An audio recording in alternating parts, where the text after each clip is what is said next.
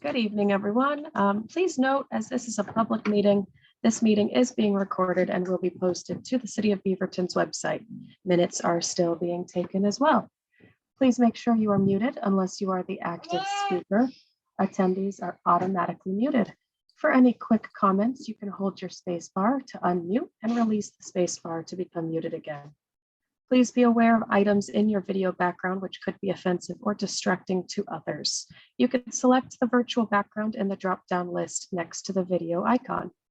For our attendees, you can type your questions in the question and answer chat. All questions will be addressed during the public comment time on the schedule.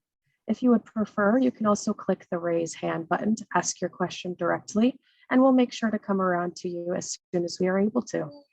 For attendees who are joining by phone, you can raise your hand by typing *9.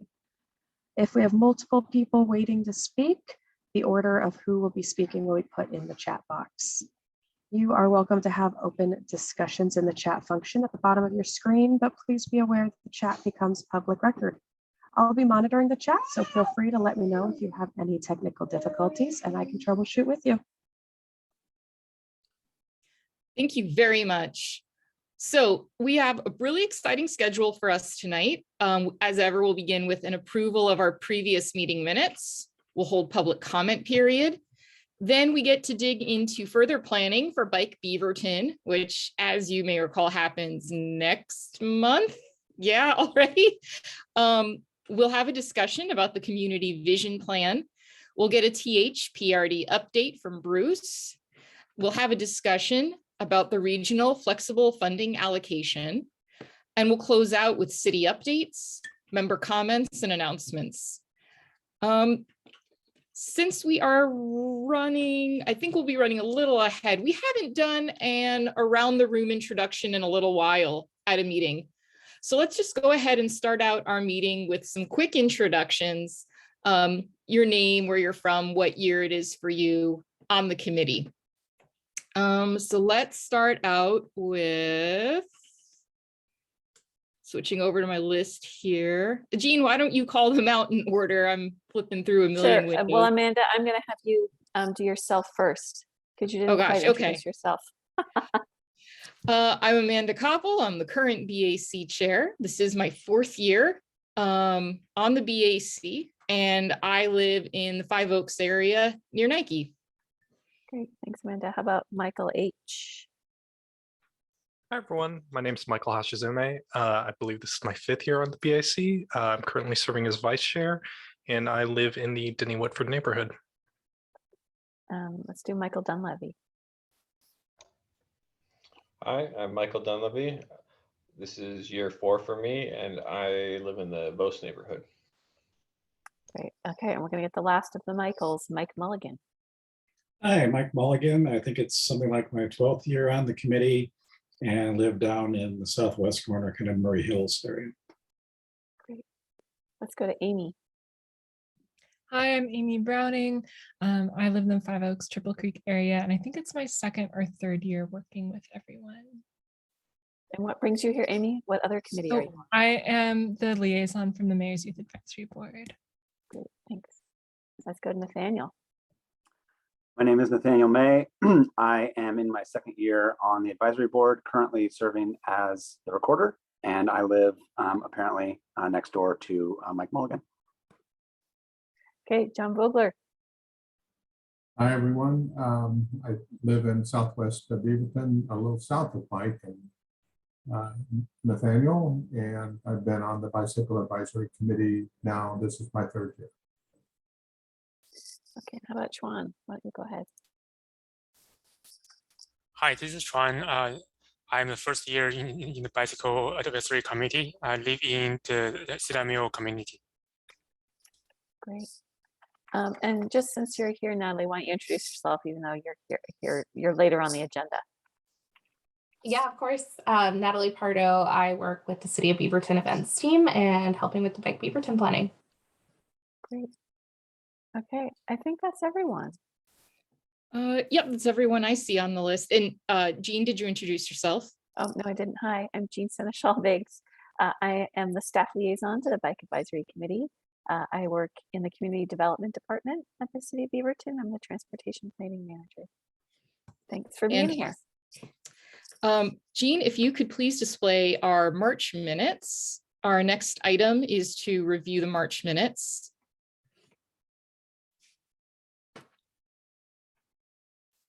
I can see it. So Jean's going to scroll through, and if you haven't read them already, please give them a look over.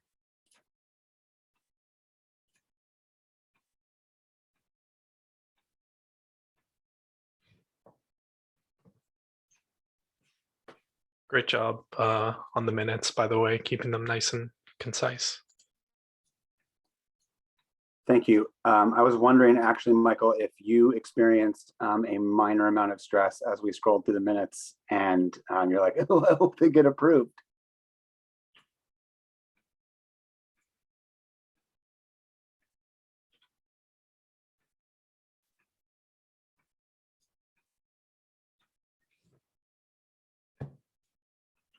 So with that, do I have a motion to approve our March minutes or any revisions needed? I'll make a motion to approve the March minutes. Do we have a second? I'll second that. All right. Anyone who wishes to approve the minutes with a yes vote, you can either raise your hand or use the little raised hand at the bottom or both.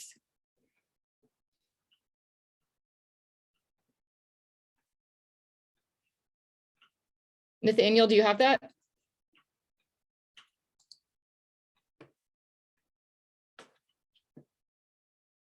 I don't hear anything. I'm assuming you got that written down. Oh, yes, sorry. Okay. I visually showed that I got it. Oh, fantastic. Do we have any no votes not to approve the minutes? I'm not seeing anything. Any yay, nay, or the third one? I'm sorry. Abstentions. Abstentions. I just flew back from Santa Rosa, California a few hours ago. Abstentions. All right, not seeing any. In that case, the March minutes are approved. Right on time, 6:40. We're now moving into our public comment period. And I do believe we have one person already here ready to do public comment from BCCI. Yes, please, Mintu, you have the floor. Hey everyone, can you hear me? Yes. Okay, I guess you can't see me, but you can hear me, correct? Okay. Cool. Well, thank you so much for having me at the meeting. It's such a pleasure to be here. My name is Bintu and I'm the chair of the BCCI, which is the Beaverton Committee for Community Involvement. And we're a committee just like you guys, but we're basically mainly focused on land use planning. So back when life was normal, we did a big land use summit at the library. And I was really looking at, land use and building permit and different things that are coming up, especially the new Beaverton, the new South Beaverton, is that what we're calling it? The new, the new development coming up in Beaverton. So we've been really involved in different boards and different committees, just planning it out. And we also have matching grant. And yeah, so that's really just a kind of a quick overview of what BCCI is. And again, we are the leaders in this voters forum. So we've been doing the voters forum for a while. In the past 2 years, we did virtual, of course, with COVID, but I'm here today to talk about our in-person. This is our first in-person since COVID, and it's going to be on Thursday, April 28th at 6:30 p.m. at the Patricia Reese Center for Art. We have invited City Council candidates for each of the 4 races, as well as the Beaverton School Districts to talk about the bond measure. Tickets are required to attend the forum, and tickets are free. The only reason we're ticketing is just to know capacity. And for you to get your tickets, you need to go to For you to get the ticket, you need to go to beavertonoregon.gov/votersforum. And you do not need any proof of vaccination. The research center just changed their policy today. Previously, you needed to have a proof of vaccination or a COVID test. So we no longer need that. They no longer need that. This was a facility procedure, but now all they need for attendees is to have a mask. Everyone have to wear a mask in order to attend the event. We need questions from all of you, so that's why I'm here today. Please, please, please submit questions. To submit your question, you need to go to neighbormail@beavertonoregon.gov. So that's where you need to send that question. And again, you can see the button that has been shared online, or you can submit your question online at oregon.gov/votersforum by April 18th. We actually might extend that deadline, but we have one for now. That's the deadline, but depending on how much questions we have, we may push that. But for now, the deadline for questions is April 18th. So please, please, please, we're really asking all of our boards to submit questions, because you guys are, we're all in this together, and you probably have better questions. And if the more questions we ask, the better it will be for discussions and debate on the night of the Voters Forum. The event will be replayed on TVCTV channel 28 and 30 and available online at beavertonoregon.gov/votersforum. So yeah, basically I'm just here to plead for questions and also to ask for you guys to attend on April 28th at 6:30 p.m. at the RESA. And if you haven't been to the RESA, hey, this is a perfect opportunity to. I've had it's amazing. I haven't been myself, so I can't wait to attend and see how cool that place is. Thanks a lot, guys. Thanks for having me here. Thank you so much, Bintu, for giving us information about the Voters Forum. Any comments from the board, questions? Okay, hearing none. Again, thank you for coming. Is there anyone else here for public comment? I think everyone in attendees is already on the agenda, so I think we can move on. If anything comes up during the course of the meeting, we can always return to this with any extra time we have at the conclusion. So with that, let's move on to Bike Beaverton planning with Natali. Thank you. All right, we're gonna get set up here. And hopefully you see my screen. All right, so Bike Beaverton. Hi everyone, again, Natali from the events team.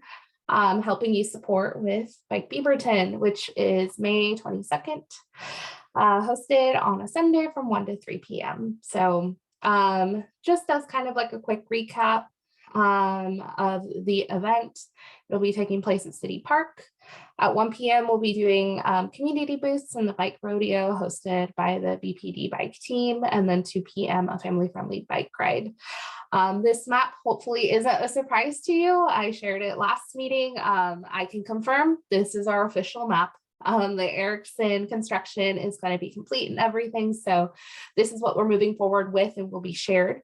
An update for marketing. We will have things going out late April. So Bike Beaverton is included in your city.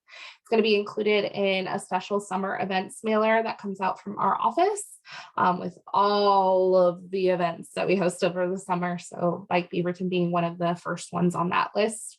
We'll also have postcards being sent out to area residents, and then also adding this event to external area event calendars.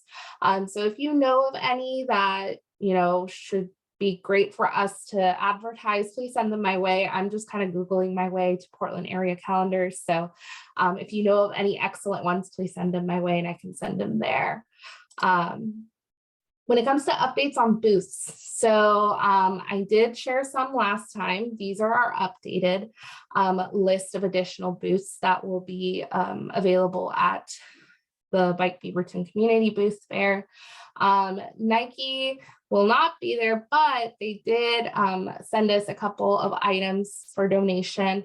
I left it on my desk. I had it all ready to come and show you, but it's a little bento box, reusable bento boxes that they gave us to share with residents. So with that being said, that's gonna be a little hard to carry. So we're actually gonna be preparing little swag bags for participants that we'll be giving away at the end of the program when they come back from the bike ride, just so that way they don't have to carry them awkwardly on a bike. So that's just kind of an added incentive for folks to stop by. And TriMet was open to the bus demo. I do have a question out there just because I'm new to this program. So for those of you who have participated in this program, TriMet is a whole bus, like they're bringing in a whole bus for that demo, correct? Correct me if I'm wrong on that one, put it in the chat, but they will be attending the event. Tualatin Hills Parks and Rec will bring in their mobile van to help with activities going on during the fair portion of the event as well. We have come from the West Side Transportation Alliance. They'll be sharing more about their Get There Oregon program, which is that free platform where they can track trips and be eligible for prizes and challenges. So should be fun. As of now, we also have a couple other tables that or booths, organizations that are pending. I do have about 3 or 4 more. So the list might grow, but we do have about 10 different booths that will be present on that day. So today, for today's meeting, most of my time will consist on our roles for the event. This page might also be familiar to you. This is the page I shared last meeting. But when it came to the event itself, we always need the support of volunteers and you all at the event to help us, create and do the event, for all the folks who show up. And so some of the roles included here, and I'll go into detail, so don't worry. We do have MC roles, which I know Amanda, you had volunteered last time, but definitely would love to have someone as a backup as well. So if you think you can handle that pressure on that microphone, please let me know. We also have a registration role, which can come in the form of a greeter or forms and registration, because there are waivers that folks are going to have to sign up the day of. Oh, I put MC on there twice. Great. All right. The backup MC, that's why I put it on there twice. Ride marshals will also need, and corner marshals. Again, now that we have swag is another role that we'll also need for the event.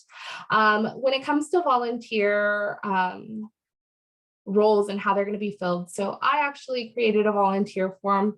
I was going to add it to the website this week, but with the website transitioning next week, we're just going to make it live on the 19th when it goes, the whole website goes live as well. So I will share the link out to you all. My biggest request is please, if you know of folks, you have different networks that would be willing to help us out that day, please share that link out. Of course, all the help we can get is going to be so much appreciated, right? And again, I'll share more information about what these roles will be. So as I share, if you've ever done any of these roles, put it in the chat, any kind of comments, any tips that you would like us to know, or for someone who wants to sign up for that role, that would be awesome.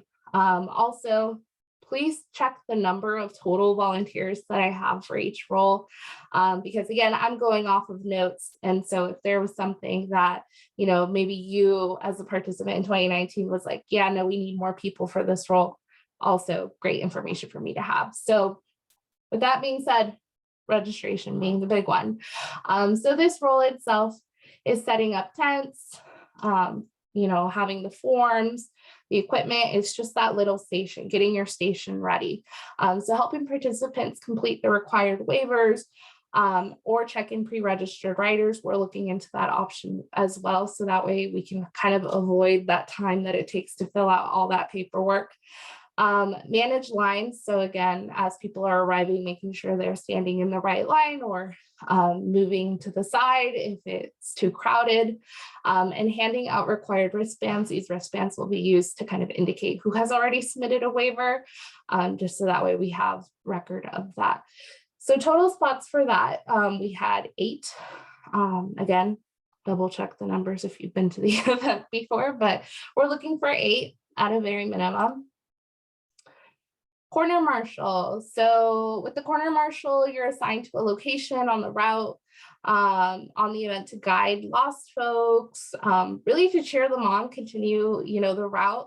And if worse comes to worse, which, we never want to, but always be prepared to call 911 if there is an emergency.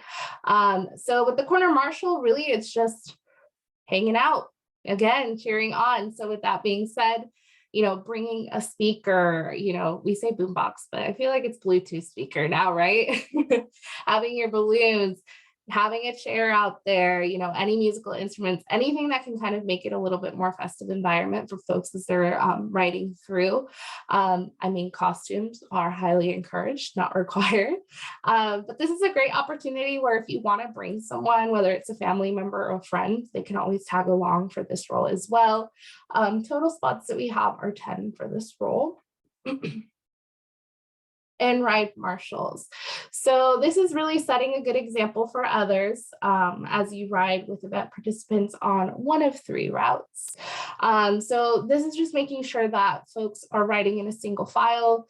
They're observing all of the traffic signs and signals and then riding in a controlled and predictable manner. So again, it's just making sure that there's a safety component with people traveling throughout the city. And so for this, it's not really stopping traffic, it's just really activating any walk signs if necessary, because again, we're not necessarily closing down roads for folks. It's again, encouraging folks to kind of use the services that exist and pathways that exist to get around the city. Total spots for this was 3. I think it means 3 per path or per route. Please correct me if I'm wrong. But this is a ride marshal duty. Again, if anybody has done ride marshal before, I would greatly, greatly appreciate connecting with you just so I can get a little bit more information on how this role works. That's ride marshal. And then swag distribution, as I mentioned, it's really just handing out the swag at the end when folks come back to City Park, or for those who just don't plan on participating on the bike ride and they just plan to take off after the bike ride or after the bike rodeo, or the community booth fair, we can hand out a swag pack to them as well. For that, I really just only expect about 4 spots really being needed for all of those roles. With that, I kind of conclude all the roles. I know I went super, super fast, so this is all included in our volunteer form as well. There's little descriptions for each role.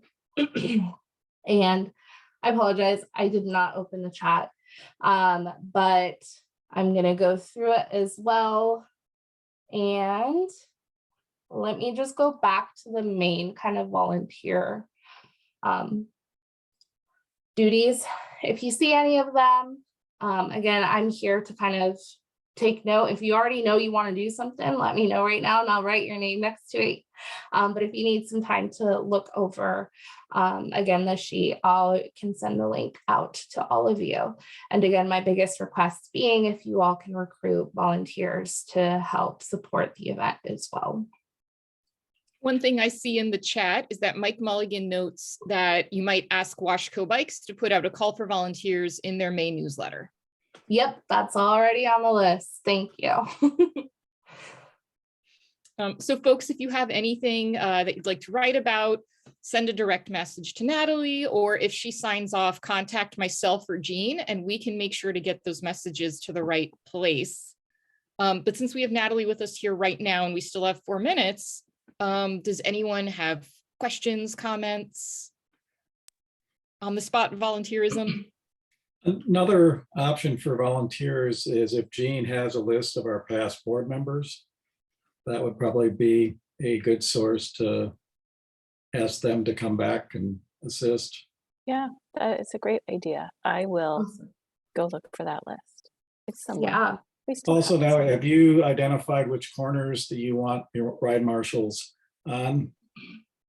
I can send that map out. There was a kind of a map that was drawn up, and that's kind of what I'm referencing from previous years. Yeah, I forgot to mention, we're also going to be reaching out kind of to our internal kind of City of Beaverton volunteer lists and seeing who, can share it out. Also sharing that out to any of our NACs as well. Trying to get those little avenues out to see who we can get. Awesome. Thank you, Amy. Yeah, so again, don't feel like you need to commit at this point, but I definitely would like to know sooner than later, just so that way, one, you get the spot you actually want and something that's going to be exciting to you. And again, when it comes to the event schedule as a whole, 1 to 2 p.m. is going to be our community booths and bike rodeo. So that'll be mainly kind of the registration time. The bike ride actually starting at 2 p.m. going on till 3 p.m. And so the swag probably will be a little after that when it comes to timing.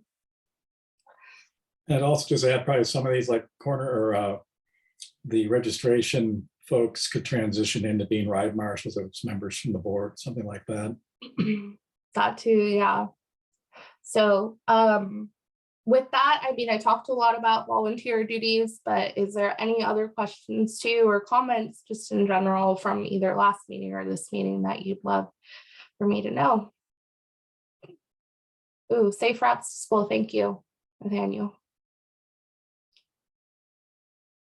We've also put a little advertisement, the little cards at bike shops in the past. So that might be a place to consider. Yep. So part of our marketing efforts too, we'll have posters available. So if you're someone who wants to share those posters out, I will obviously send out a JPEG version to all of you so you can send out in your own kind of social networks. But if there's physical copies that y'all would like, more than happy to provide those as well. See if you can't get a poster or some cards for our local libraries, because that's a great place to get a hold of families. Thank you.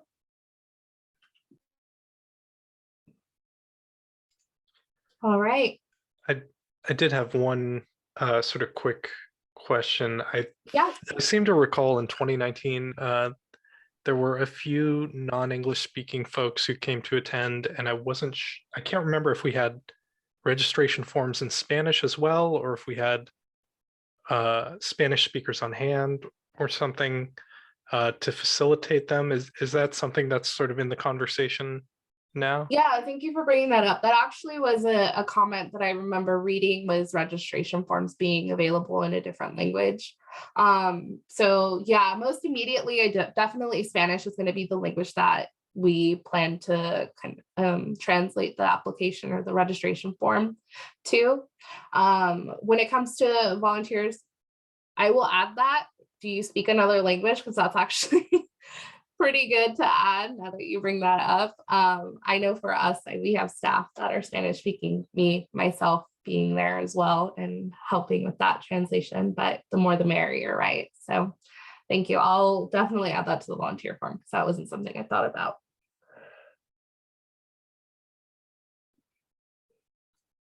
I'm happy to take more comments on this, even though we might be going over time, because is this our last BAC meeting prior to Bike Beaverton, or someone looks ahead on the calendar?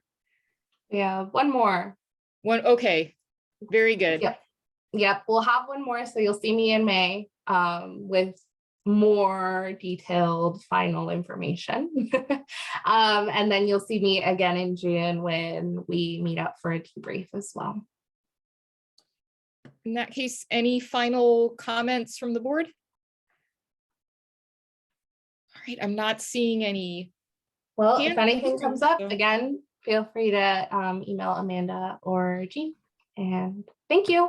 I'll see you next meeting.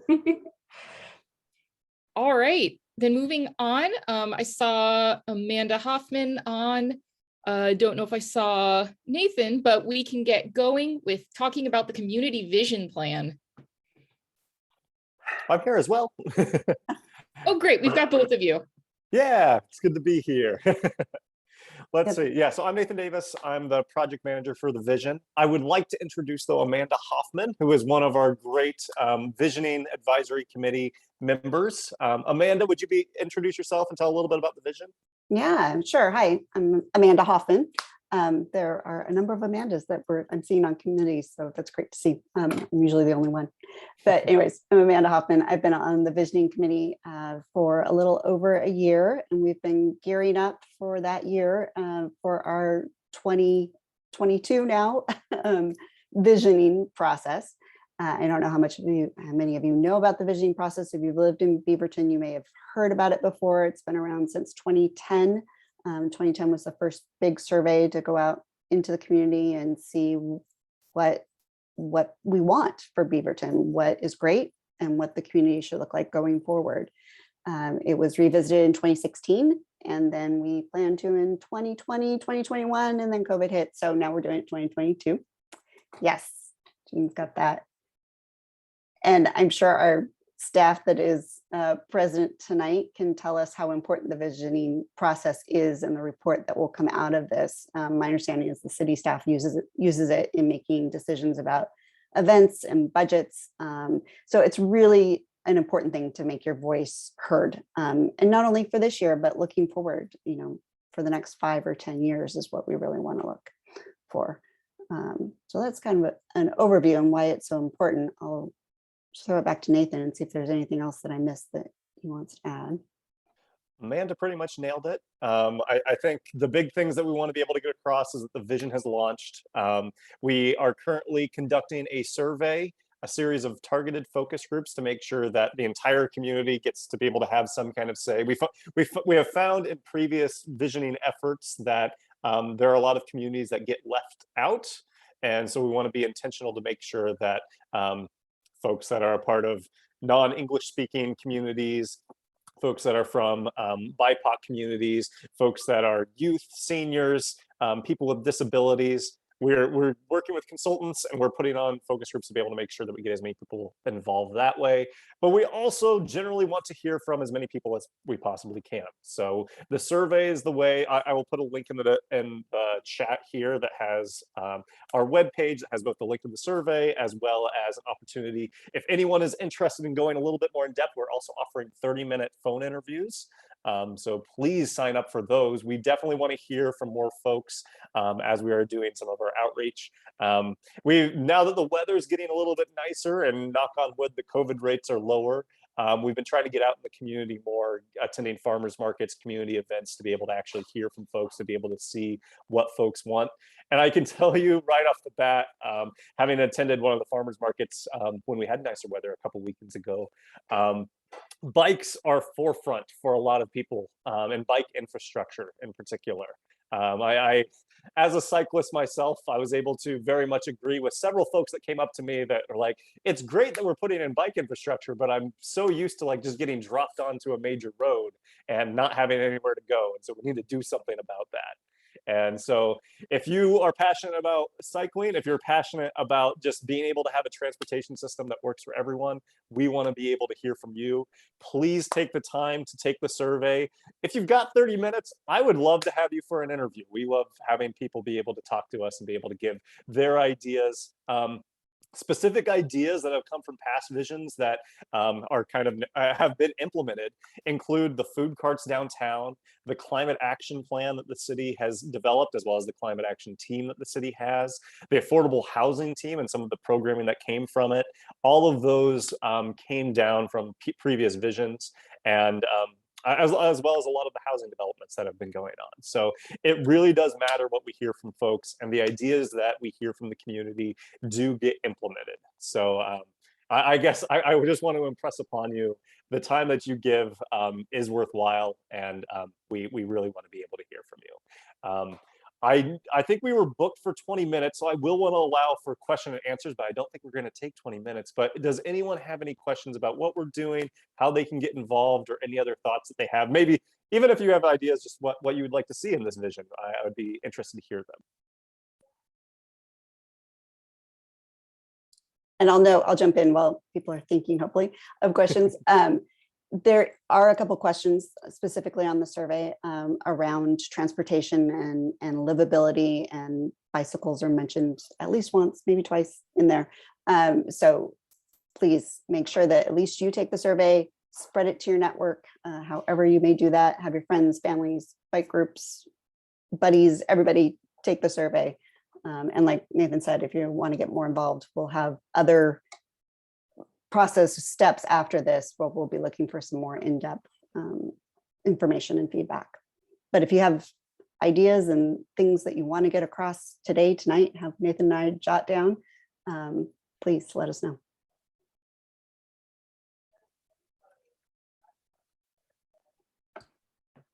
Any questions or feedback?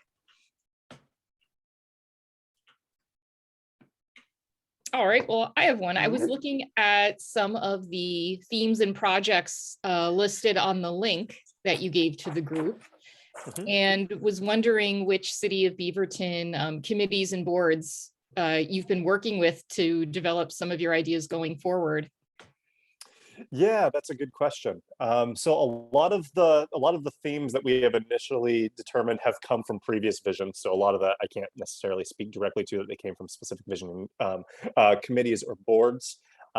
We have been doing a lot of pieces of outreach, both in the winter and into now the spring, of reaching out to committees. And just being able to chat, make sure we're putting the right questions into things. So a lot of our questions around public safety, we went to the Human Rights Advisory Commission and Diversity Advisory Board to be able to get ideas about that. We have circled back to like climate action, the Climate Action Task Force in the city, to be able to kind of get a little bit more idea about how we can ask questions around transportation, housing, and the environments, both for our surveys as well as the questions that we asked for focus groups. Other groups that we've been trying to get involved more of that include the Beaverton, excuse me, there's a lot of acronyms I have to be able to remember.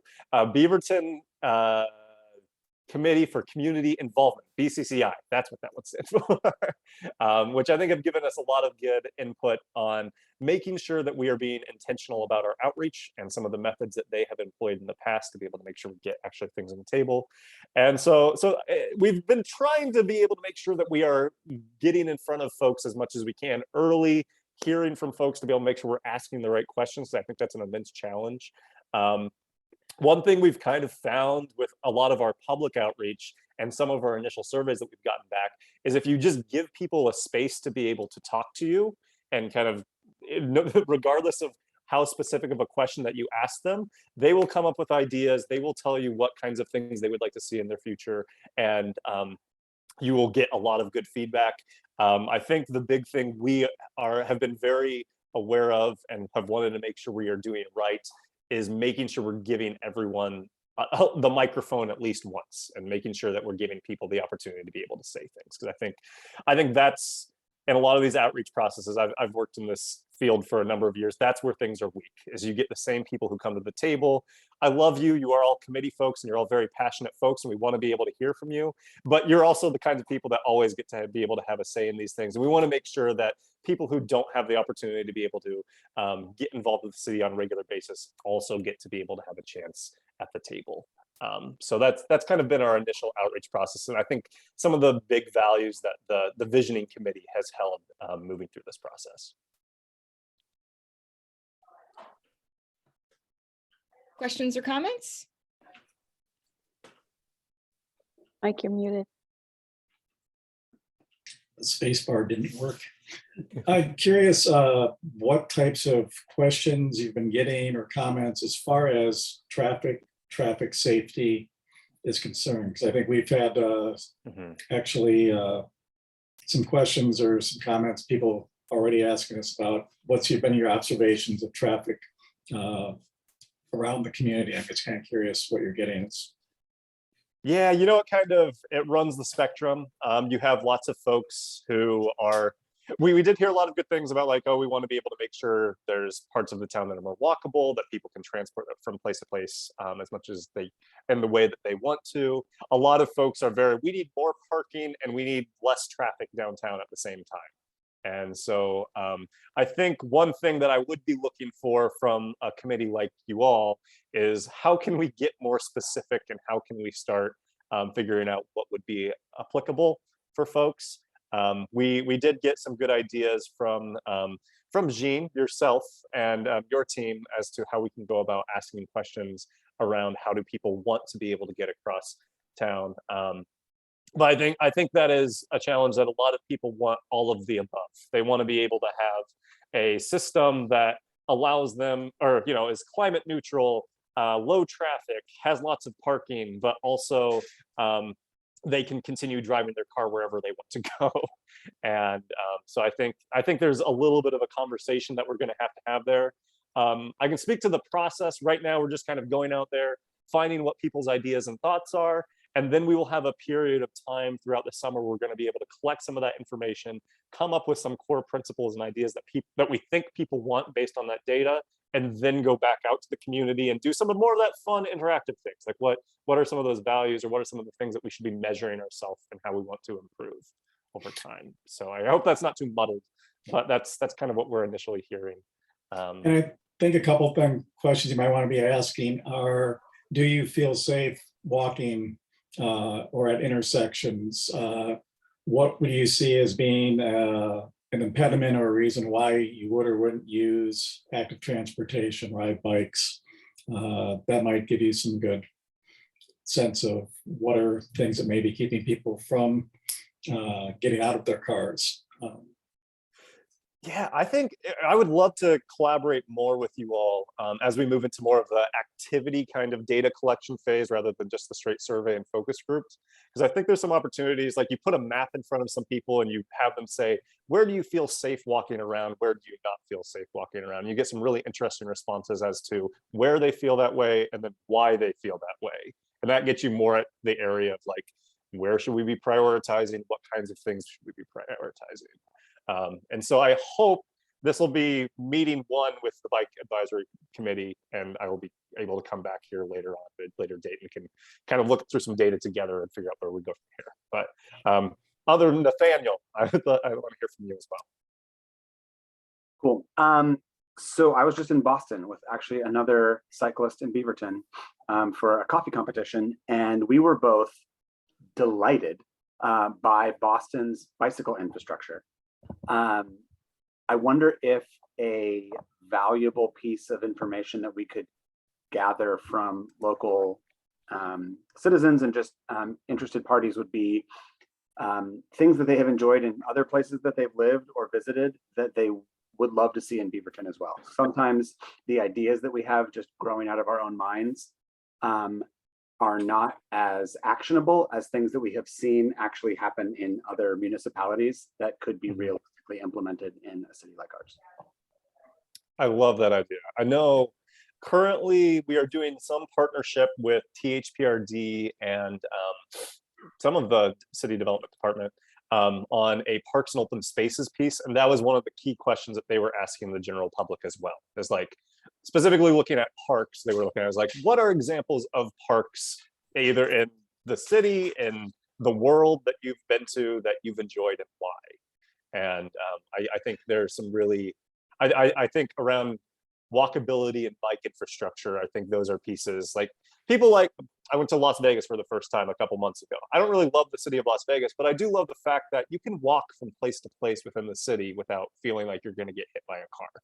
And like getting that kind of idea from people, I think people agree with that. And that's something that they want to be able to see, is they may not necessarily be able to put the words to it. Maybe they've only lived in places that are not necessarily easily accessible, but they definitely have experienced like a mall, or they've experienced some place where they felt safe and comfortable walking around, and being able to pull that from folks and kind of help guide us as to what we want to do. So I'm going to put my email address in the chat as well. If you have any specific questions or thoughts, if you just want to talk to me one-on-one, I'd be happy to set up time with that as well. The easiest way to be able to talk would be to set up an interview, and we'll do a 30-minute interview. But if you have any questions about the process and you want to talk just kind of high level about things, I would love to have your input and thoughts. So feel free, send me an email. I should have my work phone available. I admit I do not have that memorized, but at least starting with an email is a place to start, and I'd be willing to just have a chat with y'all as much as you like.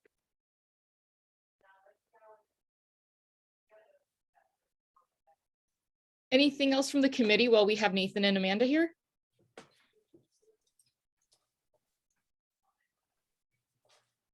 All right. Oh, I'm not seeing any hands. So we have the link to give you feedback or set up an interview. We've got your email. And thank you both very much for taking the time to talk to us about getting in kind of on the ground floor of this while you're still in the ideation phase. So glad to be here. Hope this is not the last time that I'm here. So good Yeah. to meet you all. Thank you so much. All right. Bye-bye. Bye. All right. With that, we will move on to Bruce Barbarash, who's here to give us some updates from THPRD. Good evening, everybody. Nice to see you all. And there's a PowerPoint that someone's going to run for me, I hope.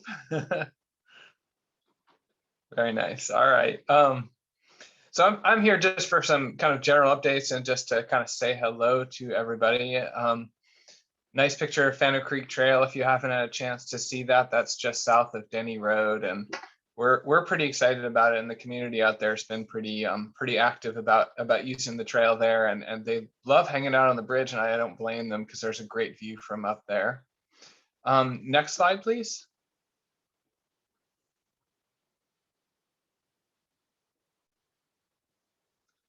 I think you all know this, but if you don't, we are working with Kelly in Jean's department to install 3 new bike repair stations within the city of Beaverton in park locations, and we're kind of working through the details. There's always this fun stuff that happens between intergovernmental agreements between agencies. The staff are great. We all work together, talk together.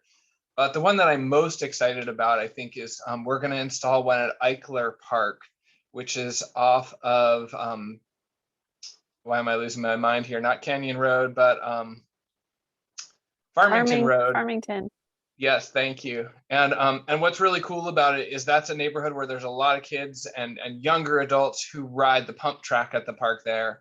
And I think this is going to provide them a great opportunity to show up and go, oh man, my bike doesn't work and I don't have tools at home. And look, there's this thing that our community put out here that I can use to kind of get rolling again, which is super cool. So when we get a little further along and they start to get installed, we'll come back and visit, or maybe we can all go make a field trip and stuff. But I'm pretty excited about that. Next slide, please.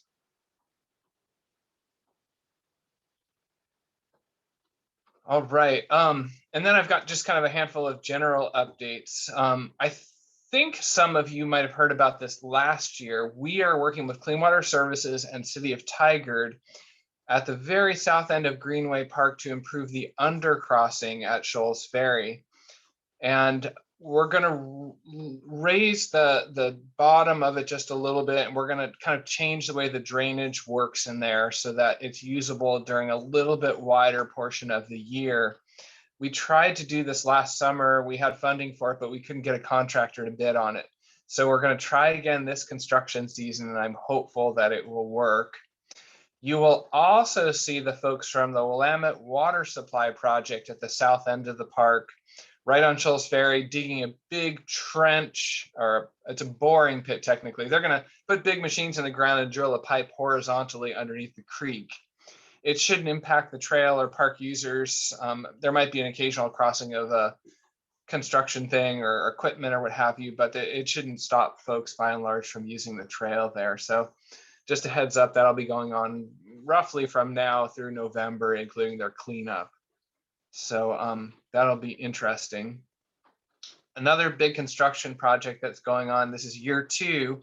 Clean Water Services has been building a new sewer line that runs along Cedar Mill Creek through the Tualatin Hills Nature Park.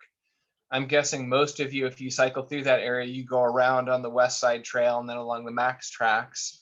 But if you like riding through the park for some reason, please be aware that some of the internal trails, whether you bike them or push your bike or walk across them, may be closed or rerouted because the construction has to go through the area where all the boardwalks are.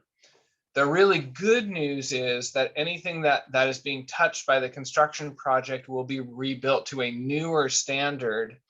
And that's what this picture is on the right side of the screen.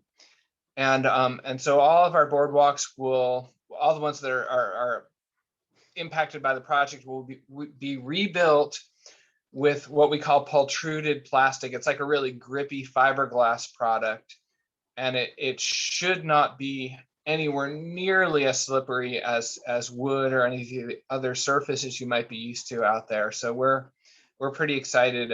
This is one of the boardwalks that was already rebuilt. So we're pretty happy, and I think the visitor reports so far have been good.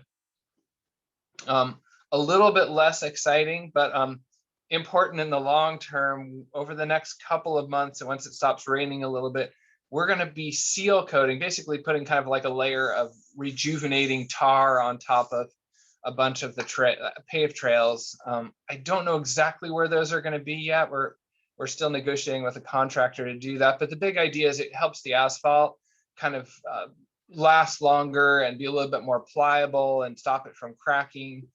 And we hope that'll be a kind of a new thing we haven't done much to really extend the taxpayer investment and keep the trails in good shape. It'll just be segments of trail at a time that are closed for a couple hours while the seal coat is applied. And then the last thing is that we're working with the city of Beaverton, and the city's actually taking the lead, but we're really excited on the West Side Trail at Mount Williams, right off of Davis Road there. Right now there is an unmarked crosswalk, but I guess crosswalks technically are everywhere, but there's no stripes, there's no flashing beacon, there's nothing there. And we're in the process of getting that an actual beacon and striped crosswalk installed, which is pretty exciting.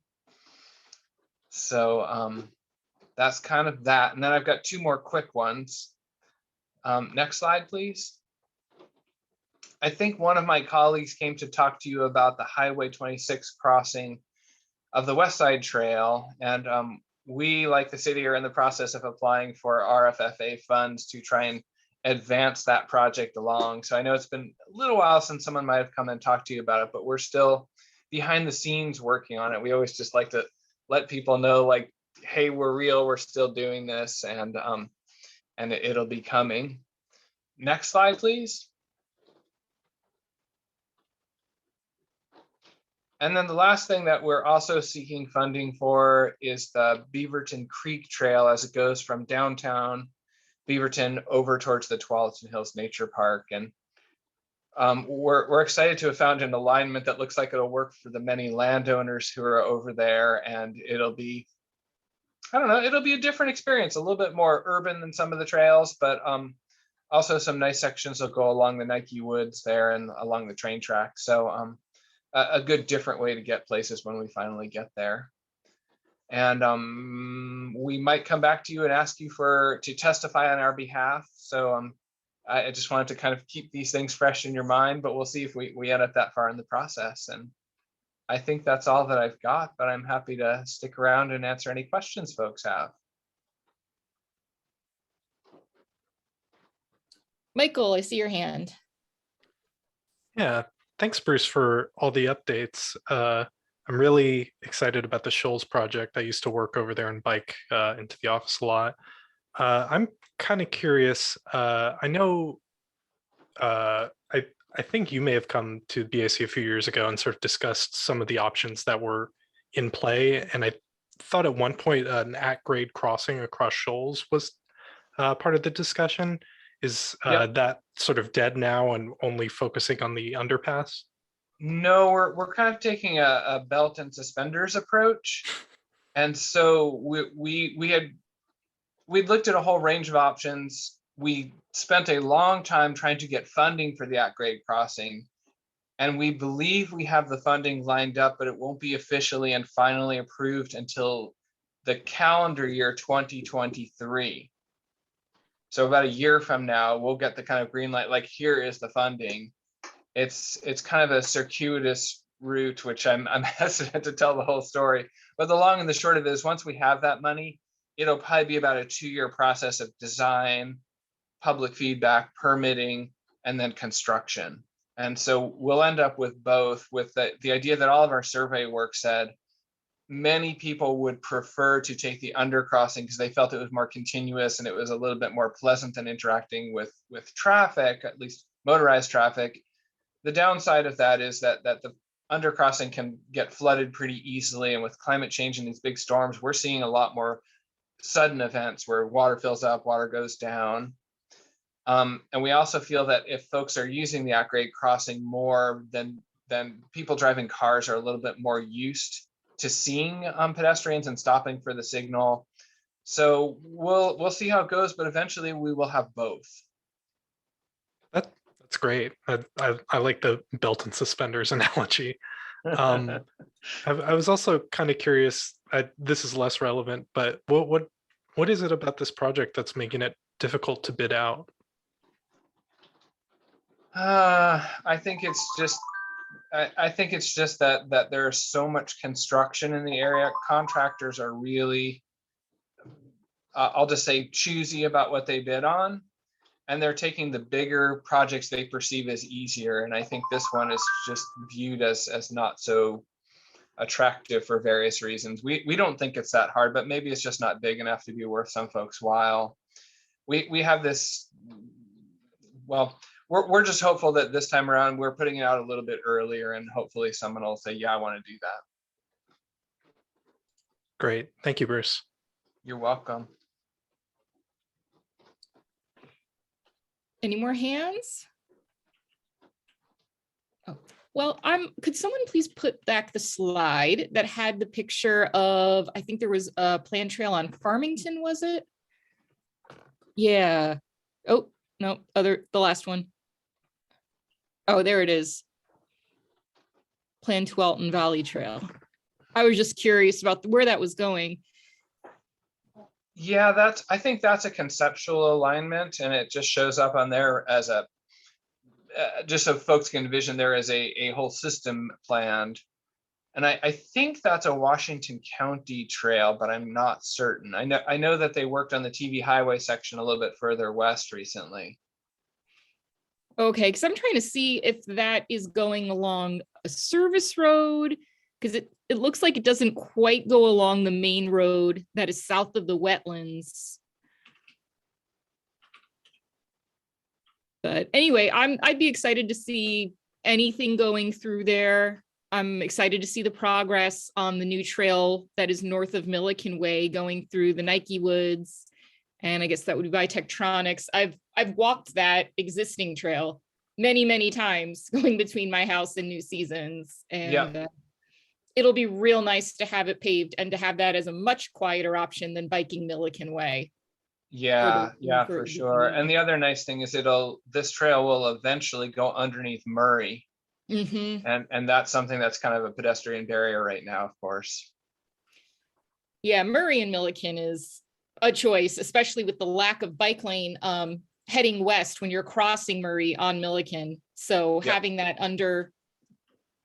with the underpass instead of being a pedestrian walking on the grass on the side of the street under the underpass.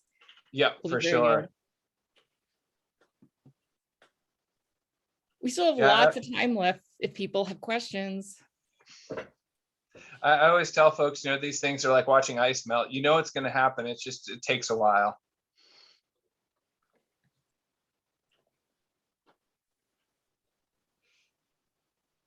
I'm not seeing anything in the chat. I'm not seeing hands. I'm going to wait 5 more seconds.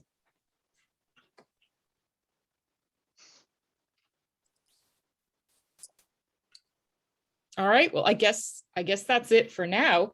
Thank you for giving us a rundown of some of the changes that are happening and letting us know how the bike stations are going. Yeah, my pleasure. Thanks for having me. Yeah, thanks, Bruce. All right, so running ahead of schedule, next we have Jean, and she is going to chat with us about the regional flexible funding allocation.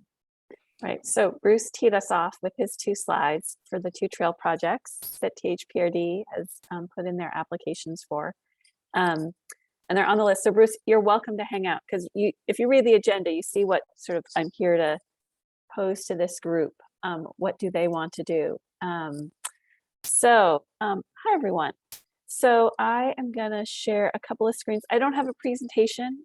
I have a PDF that I got online, and the Metro website. So I'm going to use those as my tools to introduce you to the world of how we here in our region allocate federal transportation funds for projects that do things like sidewalks and bike lanes and trails all around our region. So here we go. Okay, you're seeing my screen now, yes? Great.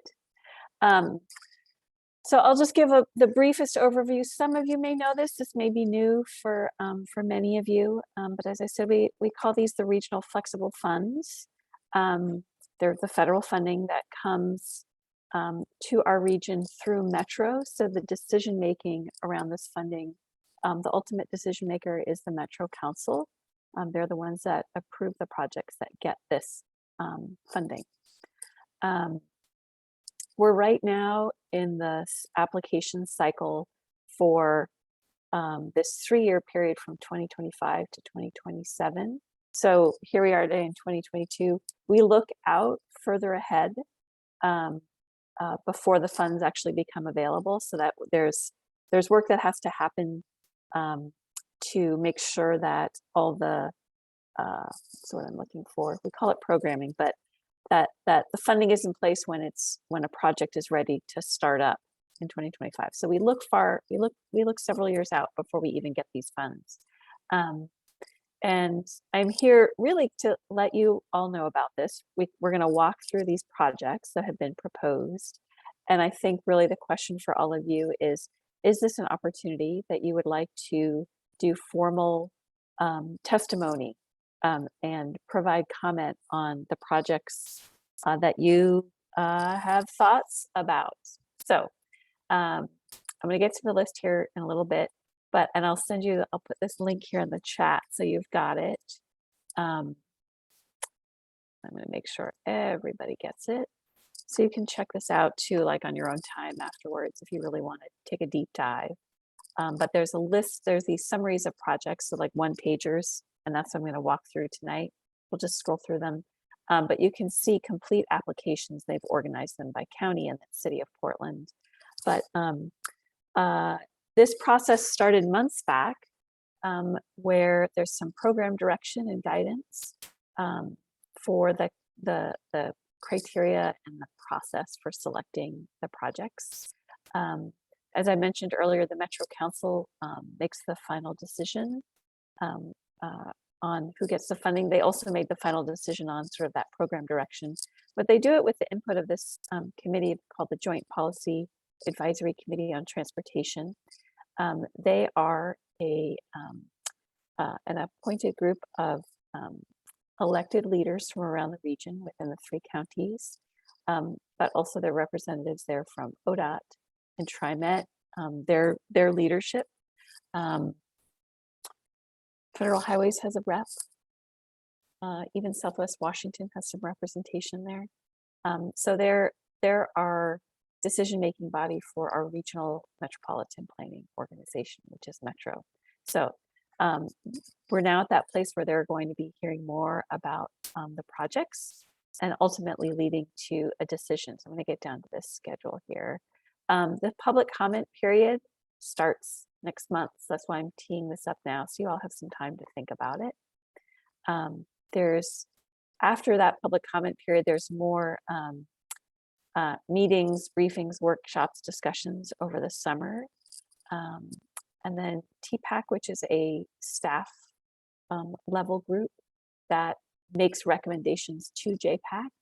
They'll make their decision in August, and then you can see kind of here's when the final project selection happens. So unique this time around, there's both the RUFA funds, we call it RUFA, as well as funds from the Trails Bond, the Parks and Nature Bond.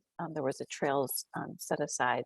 So this application process is funding for both of those pots of money. They just use the one process to get them all at the same time. So by October, we'll know. There's a lot of resources here on Metro's website. Again, if you wanted to kind of take a deeper dive. So I'm going to pause there. I kind of did a really high level overview before we dive into the projects. questions, and I can't see all of you. Let me change this. There we go. Now I can see you all. Sorry, I might have missed it, but I know you mentioned the sort of public comment period, which I'm definitely gonna check out next month. Yeah. Is Metro doing any sort of outreach for this, sort of in the way that the visioning committee was discussing, like finding groups less heard from and seeking input from them? You know, that's a good question. I don't have an answer to it. You know, they will broadcast this decision. You know, they'll broadcast information about it. I will say Metro has a lot of relationships with community-based organizations that they've built up over the past few years. So I wouldn't be surprised if they're those groups will be hearing about this and be asked to forward things on. I will gladly share. You can always sign up for Metro's emails. I will gladly share information with all of you, and you can share it out with your networks. But I think for this, it's truly it's less of a hi, we're coming up with a vision or a plan. Tell us what you think. This is truly like, hi, there's a list of projects. They're all competing for a limited pot of money. Tell us, tell us what, people will come and they'll say, hi, we need money for, X project. So it's a little bit different, kind of how this goes, but it's a good question.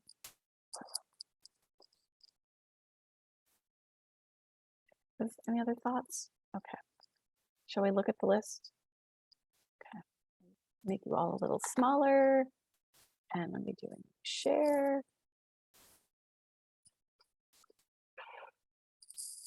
Yes. Okay, I think I found it. Great. Okay.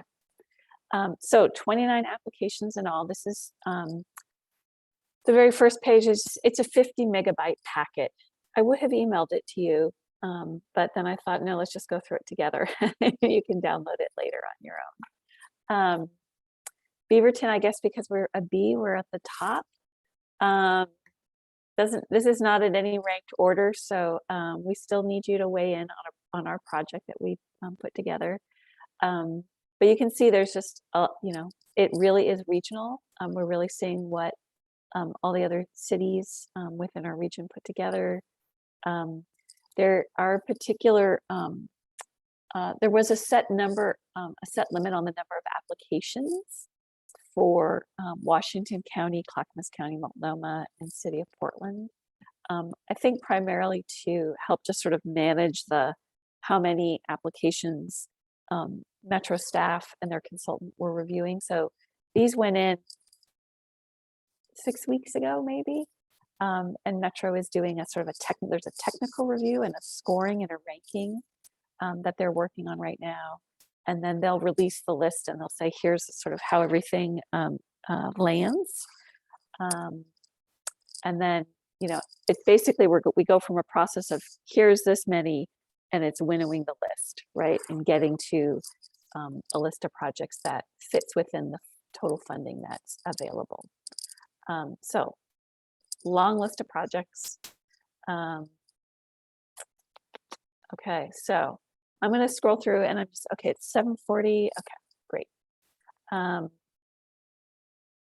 I think really the thing for you all here is to, again, think about what you want to do in this context around the public comment period, and how you can probably best give your input and what kinds of input you'd want to give on the projects specifically. So you're going to see a range of project descriptions here. A lot of great things. And I will say, I think from looking at the Washington County list, there seems to be a lot of trails for whatever reason. So those are all good things too, that definitely you should comment on. So here we go. I'll just tell you, this is one that I led putting this together. So Allen Boulevard from Murray to King. If you know that roadway now, it's 2 lanes in each direction. It carries an incredible volume of cars. It has very mostly curb tight sidewalks.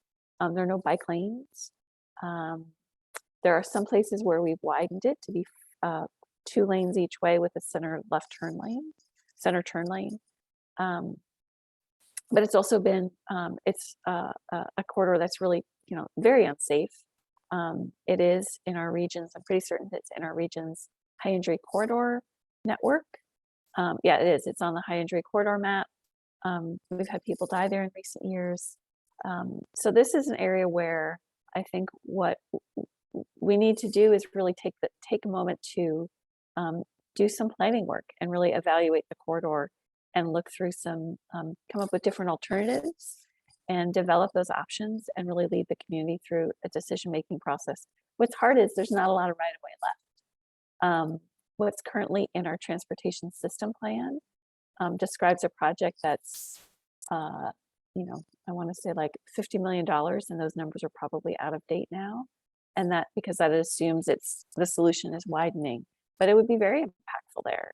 So I think that's the reason you're not seeing anything there at this point is because it's so expensive to actually remedy that problem through that solution that it's just not moving forward. So what we also want to do with this is take the time to look at alternatives that, let's look at what it would mean to do a road diet and take that down to 3 lanes. What does that do to the rest of the system? How does that affect how people move around Beaverton? I'm just going to say how people move. I don't want to be modal specific. But we know right now that roadway doesn't work very well for people walking and biking and taking transit, right?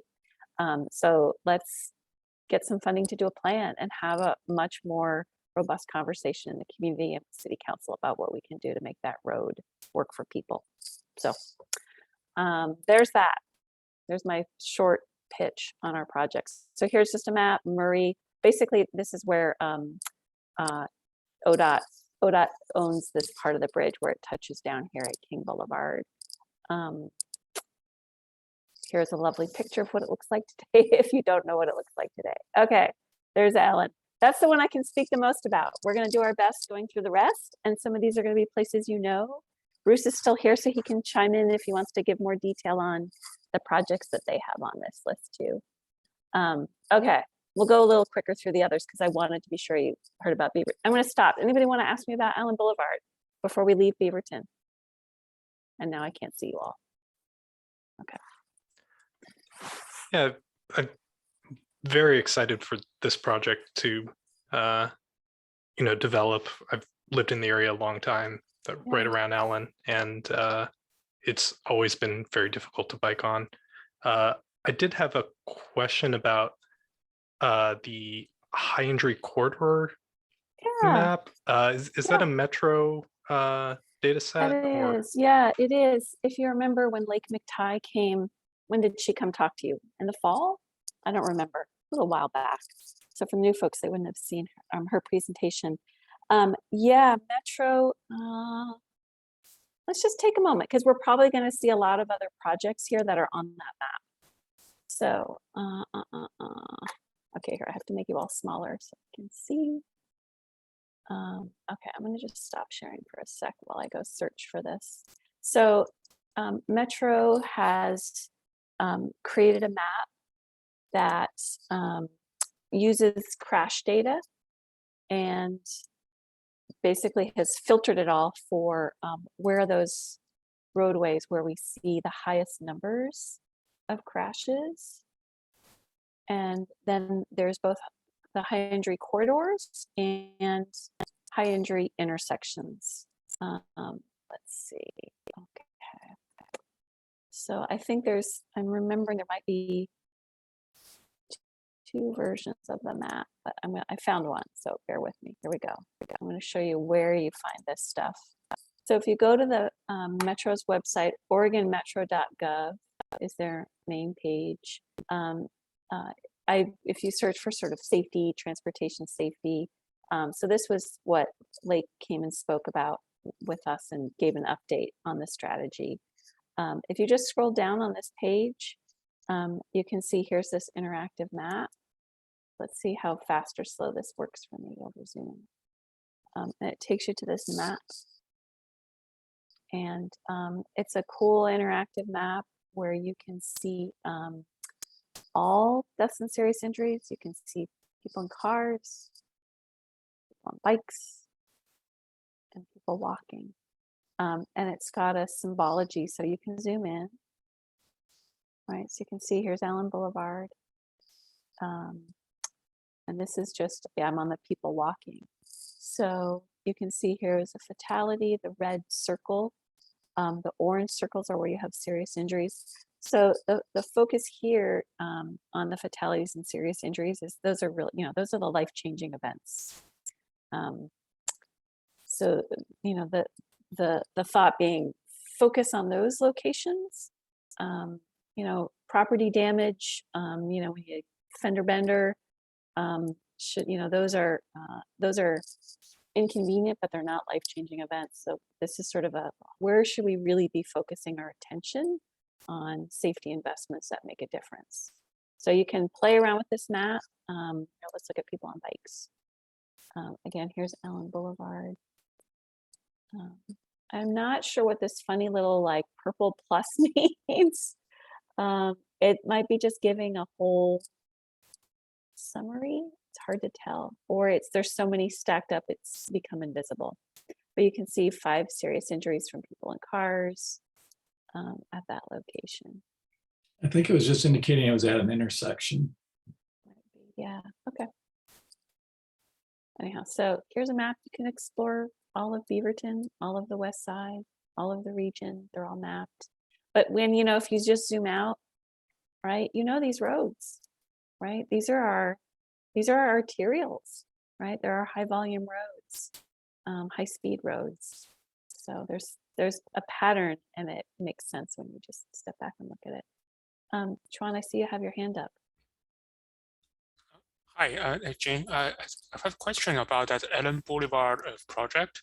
Yeah. So, is that because of the funding issue that you cannot proceed for the bike lane for the road?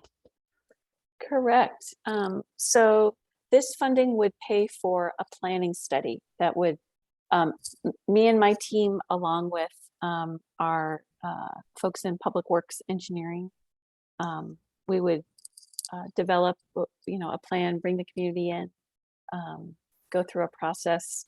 I know you're new on this, but sort of similar to what we've been doing with the downtown loop project, where you do that planning process to really evaluate what the options are, and come up with a plan for here's the project we want to build. We don't have any plan for Allen Boulevard. We have a sentence or 2 description in our transportation system plan. I'll stop sharing. It's just not enough to go on to actually know what to go build there.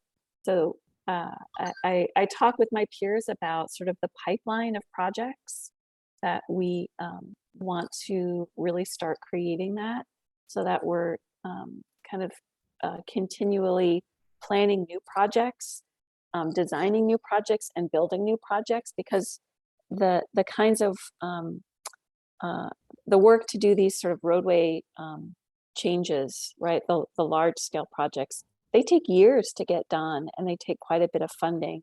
So you have to sort of start with that planning piece, get some decisions, get community input in, and then you can move on to design and construction, and it's back to this same pot of funds and the very few other sources of funding that are available to be able to actually go build those things. We, the gas tax money that we get here at the city is not enough to go build all the projects that we know need to get done. So the federal funding that comes through our region is a great source. It's also competitive, and you can see, all the other cities in the region, they're kind of just like us. They all have their transportation needs too. There's a lot of work we have to do to sort of remedy the street design work of old. That's the system that we know today. So that answer, I gave you a very long answer. Sorry. Yeah. Actually, I have some idea. So the Allen Boulevard, maybe if it's possible, we can make a detour. I was biking over there sometimes. There's detour using the Beaverton 6th Street and then going south. But there's indeed some disconnection when you go to maybe can I share my screen and say. Let's see, can we let you? Let me see. How do we do that? Yeah. Let's see. You can, who can share? All panelists, go for it. I think you can. Okay, how can I do that? Oh, if you go to the bottom, you see a green button, share screen. Okay, I got it. And then it gives you a menu and you have to choose the right thing. Choose what you want to share. Shouldn't be any problems, but let me know if you need assistance. Okay, I got it. I'm sharing screen now. So yeah, I'm looking at this map. So this is Allen Boulevard. This is a busy road, and this and this is 2 lane each way for the cars. It's very difficult to add another lane for the bikes. I understand that part, but if you look at here, that is a 6th Street, I believe, and this is a very this is not a busy road. It's a very community road. It's a road that is has a very small traffic. Yeah, so, I think we call that a collector. Yeah. In terms of hierarchy. Yeah. Yep. And that's 6th and then it turns into 5th. So if someone wants to go from here to here, for example, he can just he or she can just go here and then go this way and coming down here. So what I'm suggesting that we should make some landmarks to tell the cyclist that there's a better route to do this thing and come here, and maybe here you have a, and currently there's a how to say the traffic light doesn't recognize the bike for this traffic light. We should probably spend some money to improve this traffic light here, so that it can recognize the cyclist, and then it will be much less cost. In my opinion, yeah, that's my thought. Great. Okay. I'm just writing a note about that need for the bike detection. I think it's king. I'll find out about that. Okay, great. Jean, I've got a question. Yeah. Allen has a lot of schools north and south of it. I remember we did the bike rodeo at Fir Grove. Is this something that you think Safe Routes to School might want to collaborate on, since improving Allen could possibly make it more accessible for families trying to get to the school? Yeah, no, that's a good point. Well, I reached out to the school district's transportation staff and just was like, where are kids crossing? There's a lot of places where they will bus kids if there's a particularly busy arterial that they don't have crossing guards, right? So there are some places where kids do cross there. I cannot remember off the top of my head where, but they are at the signalized intersections. But definitely they'd be a part of this. You know that I myself and our city traffic engineer, we work, we collaborate with the Safe Routes staff and our resource for them. So I could see them participating in a planning process like this, because we'd want to know where are the kids going and where would they go afterwards. And yeah. Okay. Should we move on from Allen Boulevard? Jean, you also have a couple of comments in the chat. Okay. Oh yeah, Preston is here. Hello, Preston. Okay, so Preston, you were just commenting right on that route from to go 6th to 5th. Okay, great. But 6 would need to be improved. Good to know. Okay. Bike detection was improved at King. Okay. Oh, okay, thank you. Based on your request. It's just not well marked and it's sandwiched between the left turn lane and the right turn. Okay. Good to know. Keep sending feedback, Preston. We need to hear it. Okay. I'm going to go through the rest of these quick. And I think, like I said, for you all, just to figure out kind of what's your action after tonight? What's your action tonight for after, I guess? Okay. We've got about 20 minutes, so not an immense rush yet. Yeah. Okay, great. Oh, wait, I can't do math. No, I was right, about 20 minutes. Okay, good. Okay, here, I'll make this. Okay, let's see, here we go. So here is a path in Clackamas County. This looks like they want to do similar in a ways to what I was describing with Allen. to do what we call project development. So it sounds like they're looking for developing a community-backed design solution for preferred route within 1 mile, within the 1 mile gap. Sounds like around 205. So there's a project there. I won't go through the whole description because I don't know this project. But for all of these, you'll see that you know, every project had to have one of these forms filled out because it really does a good job of just giving the highlights. So you'll see a purpose and a need and a proposed design. So here we go. Here's a map. Looks like here's their study area. Here's 205, Gladstone. And then just further out. So for those of you that bike over there, maybe. Okay, here's Forest Grove. It looks like they want to do a trail master plan. Let's see, purpose and need. So they've got this Emerald Necklace Trail, it sounds like. And it's also in the transportation system plan. Just gonna scroll through because we're not gonna do this tonight. Looks like they're asking for 200,000. Okay, here we go. It's a sideways map. I'm not quite sure where it is, but these are all here. Let's see, Gresham wants to do a complete street on 100 and Northeast 162nd. I know we saw the one Beaverton project.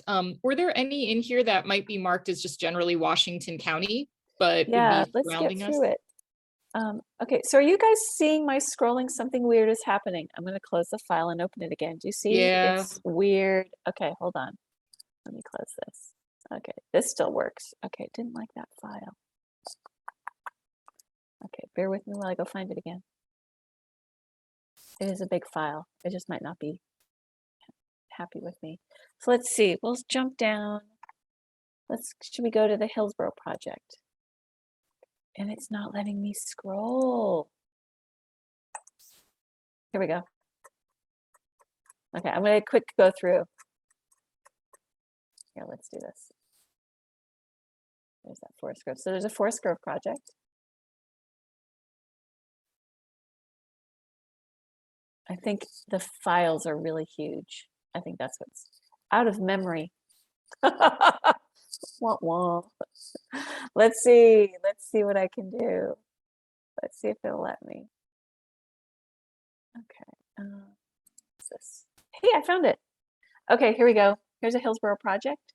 Crescent Greenway Bridge over Brookwood. It's called Bob. It's got a name. With those dollar amounts, I'm assuming this is for construction. And it's still doing that. Here we go. If I do this way, it'll let me scroll. Yeah, it's bridge and trails. So let's see if there's a map. But there's actually not images on here. Here we go. I'm out of memory. There we go. Okay. Maybe some of you might know where this is. Okay. Let's keep going. Here we go. Here's another, as I said, Washington County was a lot of trails. Here's a trail in King City. They're just asking for planning and engineering and design funds. So not to build, but to design.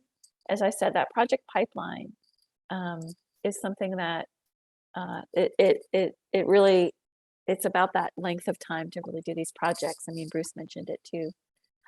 So there's some information about their proposed design. Let's see. Hold on, I cannot see this. Let's see. Is this still that same one or is this a new project? No, this is that same project in King City. Here's a project in Lake Oswego. We're going to skip it. There's a Multnomah County. There's a Multnomah County. Clackamas. Uh-oh. Okay, I think I found some PBOT projects. Let's see if I can go further down. Yep, PBOT. We're going to get to Bruce's projects here soon.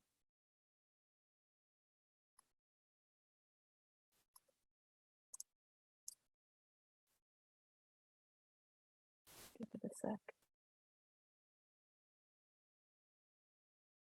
Okay.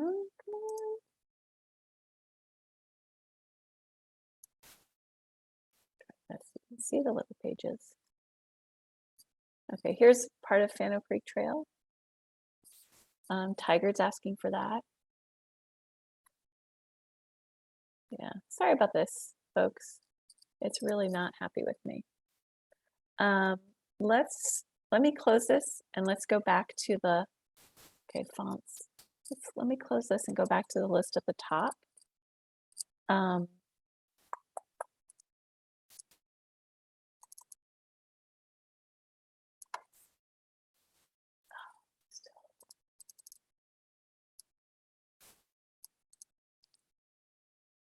See.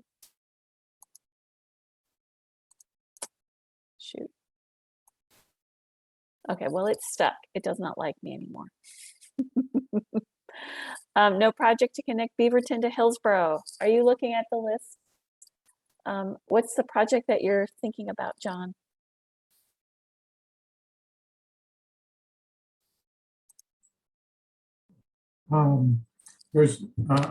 That's a question. Is there no project to connect Beaverton to Hillsborough, two of the largest cities Like in Oregon? Like a project on this list or a project in general? A project on the boards? A project on the list? Yeah, well, if you remember, we were looking at that map and there is that Tualatin Valley Trail project that Washington County was working on. That one went almost kind of from the Beaverton city boundary going west, but that map that Bruce was showing has a little segment that still kind of connects back more into Beaverton. So, you know, THPRD has a trails functional plan that has both all the existing trails, but also all the planned and future trails. So in terms of, I will tell you, I'm not familiar if that Tualatin Valley Trail is the only trail that's on the map. I'd like to think that there are others. I just don't know them off the top of my head. But yeah, if you were to go to THPRD's webpage and search for the Trails Functional Plan, you could kind of take a look through that and see what's there. Yeah. Yeah, we had a couple of months ago, there were some people asking for feedback on different alignments in the Beaverton, and we made some comments. And I just, maybe I wasn't paying attention and missed that part, but I was looking for that in your presentation. I didn't see it. Okay. Well, and Bruce just put something in the chat that Beaverton Creek Trail will connect. Okay, great. Thank you. Yeah. Okay. Cool. Okay, I'm going to give this a shot one more time to see if Acrobat wants to cooperate. Okay, closed it and restarted it. Let's go back to the top. Okay. So let's see, there's a long stretch aside from Forest Grove and King City. Past all the Portland projects, then we get to the THPRD projects, 2 Tigard, and then 1 Washington County. I will tell you about this Washington County project. The Council Creek Regional Trail is a project that the county received a what's called a RAISE grant. It's an acronym and I won't get it right. But they received just an award of several $1 million last fall.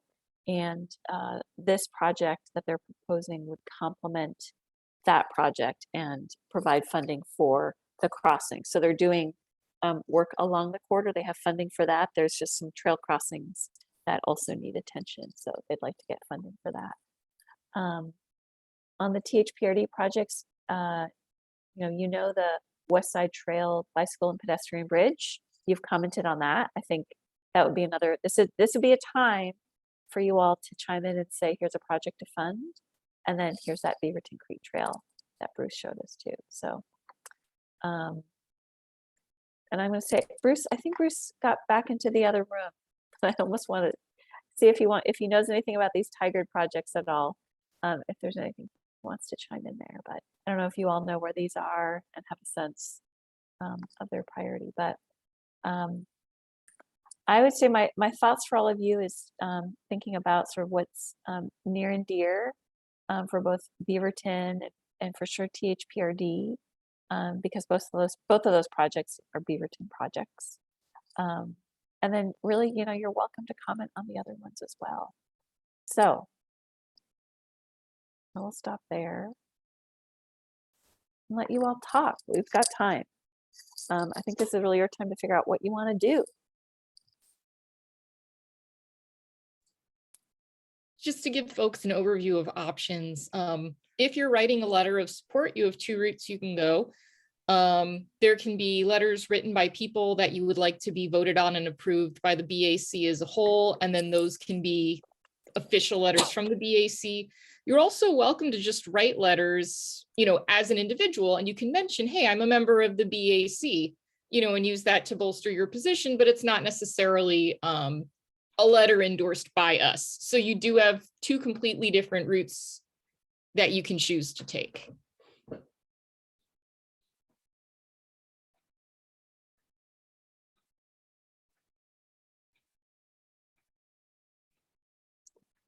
I will say this, the last time you all wrote a letter was about that bridge over 26. You formed a small subcommittee, because you can do that. You can meet in small groups and not make a quorum and meet in between. So there's that as an option, if that's something you all want to do and spend some time kind of offline outside of these meetings, as a way to get to that, that letter that the group would endorse. You're also welcome to do anything on your own, like Amanda said, and send in comments that way too. Would we, if we were to send a letter as a committee, would it, the sort of deadline on that be the same as like the public comment period within the month of May? Yeah, yes, it would be. So that's the reason I brought this here to all of you, because I think what you'd need to do is have something ready to go at next month's meeting.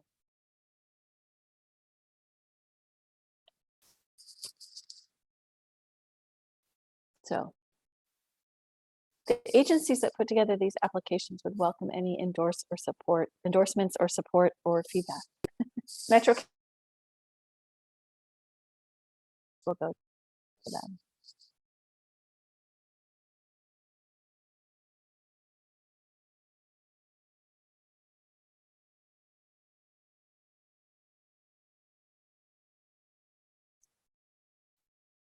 Okay. Okay, well, here's what I'll do. Metro will do an announcement about this, and they'll send it out, and there'll be like a link, click here to put your comments in. I will gladly share that with all of you, because I think you can all do that on your own time. I'm just seeing like people too busy and not wanting to take a deep dive into this, and that's totally fine. So how about I do that and just share that with all of you when it becomes available? Thumbs up. Do you think there would be a big disparity between the efficacy of all of us putting in comments individually and a group letter that comes from the committee? I mean, is there a possibility that all of us inputting comments individually kind of is seen as a volume of support via a single letter? Yeah, well, it's interesting because, right, there's a technical evaluation that happens that will be that ranking. It's based on it's sort of, the information that's been provided, as well as other evaluation factors that come into play. I would say there is a bit of like, I don't think we want our decision making in the region to be sort of a popularity contest, right? We talk about that as staff, right? Oh, we don't want it to be a popularity contest. I will say though, if there's something that you feel strongly that needs to happen, and if say there's a project that doesn't rank very well because of whatever reasons, and you feel strongly that it's a really good project, that it really should be funded, that is actually a moment where letters, and even more importantly testimony, Metro Council at JPAC, they meet over Zoom, and there'll be some sort of a public comment, a hearing right, around this. There'll be a hearing scheduled. And that's really where a sort of a known presence can really be made, right? You know, letters, we get a stack of letters, but testimonies also, in-person testimony can be really meaningful too. So yeah, like I said, we don't want it to be a popularity contest, but if there's something that's a really an urgent need or a really important connection that you know, you'd want to see happen, then that would be, I think, a time to speak up, right? So. Would it be appropriate just to slightly refresh or recycle a letter that we of support that we did for the bridge, that may reduce the amount of work that needs to be done, and submit that one, then maybe do something for the Beaverton project, something like that? That is a possibility. I could pull up that old letter.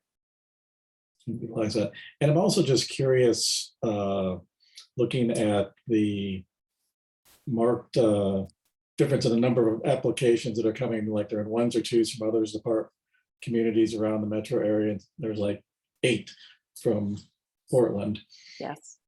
Well, Portland, as I was saying, how, you know, Washington County and the cities within Washington County, we got 11. They said no more than 11. Portland, because Portland has such a large population, they also get told you get to submit so many. I don't remember what the number is. Okay. You know, they are a bigger city, they are a larger agency.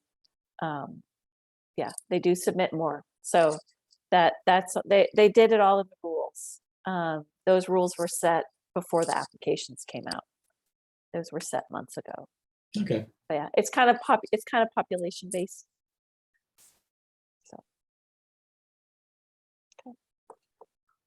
I will say, if I like Mike's idea of sort of dusting off our 26 bridge letter as sort of a jumping off point.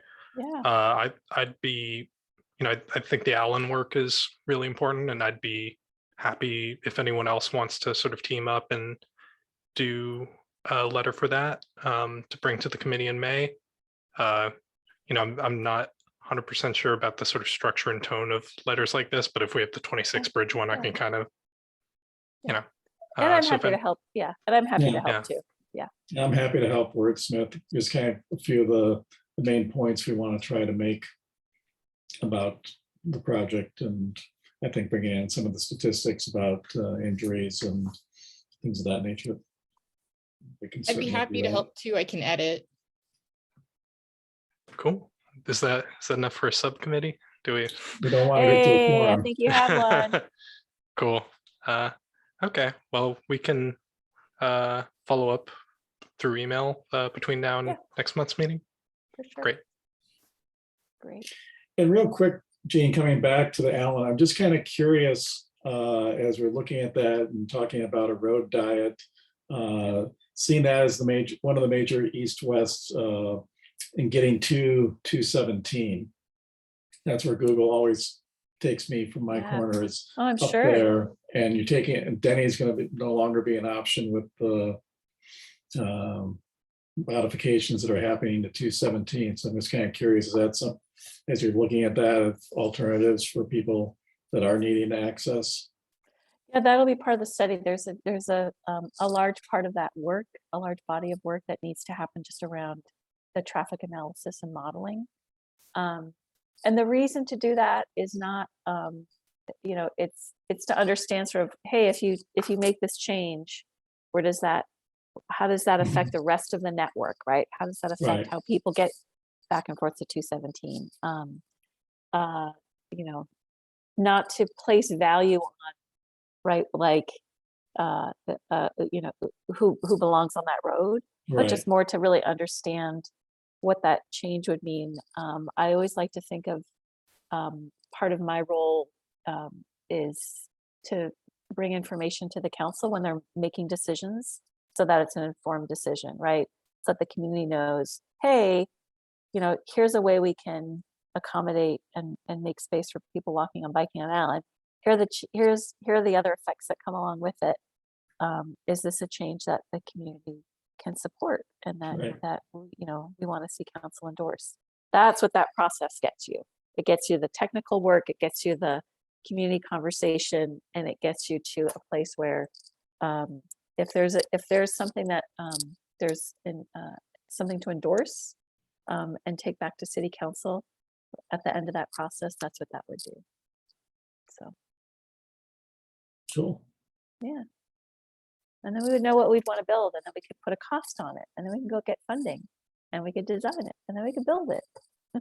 And that just takes a really long time. So you have to start somewhere. Anyone else? Thank you for putting up with technology. Okay, let's see. Preston is chiming in from the other room. Here we go. You'd love to help with the Allen project. Yep. Yep, it would be powerful to transform one of the 217 arterials, given how many cars already own Canyon, Farmington, Denny, etc. Great. Preston, if you want, I will put my email in the chat, and you can reach out to me. And I'm trying to remember if we've messaged before, but you can email me after tonight. Okay, we're almost near the end of the evening.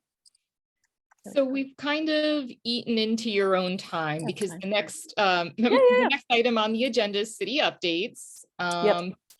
which we now have about 2 minutes to do. I don't want to get into That's okay. the member comment time too much. So what's Yeah, your no, I top don't. 1 or 2 updates for us? Well, things to know. I emailed you news for boards and commissions. I'm not going to share that. I lost track of time, and I realized that the Street Trust has their Oregon Active Transportation Summit, April 25th to 27th, which is like, I don't know, 10 days or something from now. We have always made it an option for BAC members. If someone, I think we probably have enough budget for 2 to attend, that if any of you are interested in that, I will put a link in the chat and you can go check it out. It's, you know, it's during a weekday. So it's not, you know, for many of you, it'll mean, it's a weird Zoom event thing. So, but click that link should be safe. It is a weekday event, 3 days, in fact. But if you're interested, just email me and we can chat. And if you want to go, we can get you signed up. I'm going to do more than one. Sorry, Amanda. Let's see. Milliken Way Extension Project, our community advisory committee. We're still recruiting members, and I know we would love to have someone from this group if you're interested. This is a project from Watson to Lombard and downtown. We're going to realign and rebuild that street and have new sidewalks and a bike facility there. So we're recruiting a community advisory committee to help weigh in on the project as we move through our design process. So if you're at all interested, reach out. What else? I'm going to send you all an email about a letter that I worked with Amanda and Michael and Nathaniel on. They signed on as individuals in support of another grant application that we submitted for the Downtown Loop project. So I'll send you an email about that. And then lastly, and maybe this will go into our next our last little bit of time here.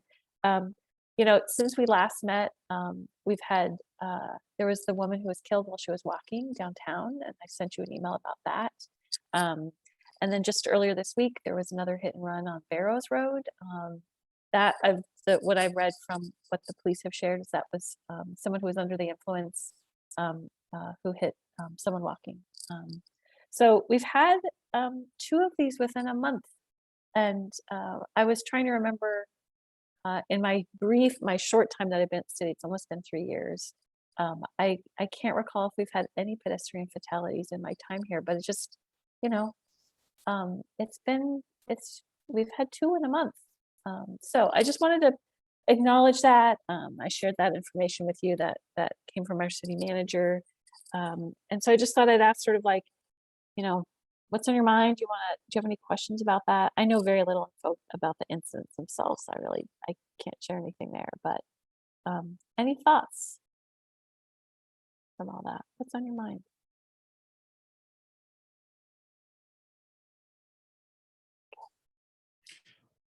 Well, I think one thing that comes back to me is last month when our council representative was asking what our concerns are. And I think this kind of reinforces a overall safety for vulnerable users, pedestrians, bicyclists, what we're seeing with traffic. Barrows is something I ride my bike on there all the time and know that area. So it's something just continuing education, trying to raise awareness amongst drivers just about distracted driving. It's a concern. Yeah. Yeah, Mike, I think you were sort of alluding to this earlier during the visioning committee portion of this, and sort of making sure that these concerns are sort of brought up through these channels. And I think there's, I agree with you too, that this sort of affirms the concerns a lot of folks voiced last month. But I think fortunately, we also saw a lot of sort of avenues for feedback in today's meeting.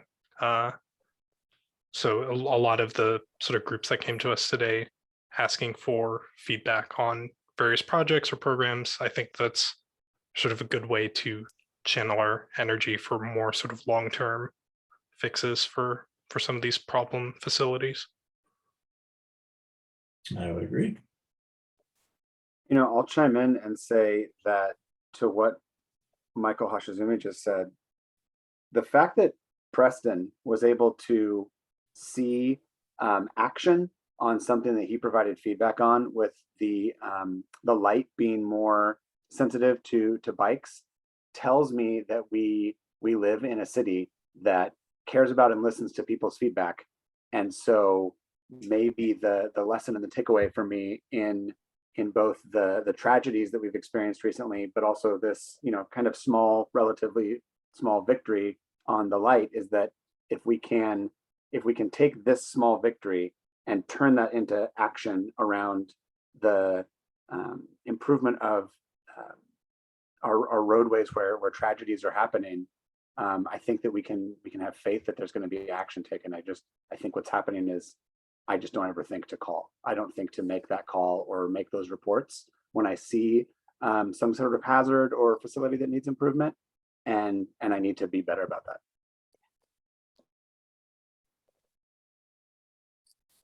I was really saddened to see the news about both tragedies, but particularly the Farmington and Paul lady.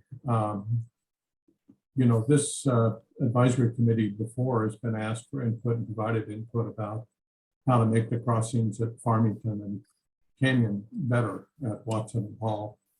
And, I've lived here for 25 years. Those intersections are unchanged. It's pretty much exactly the same as they have been for the last 25 years.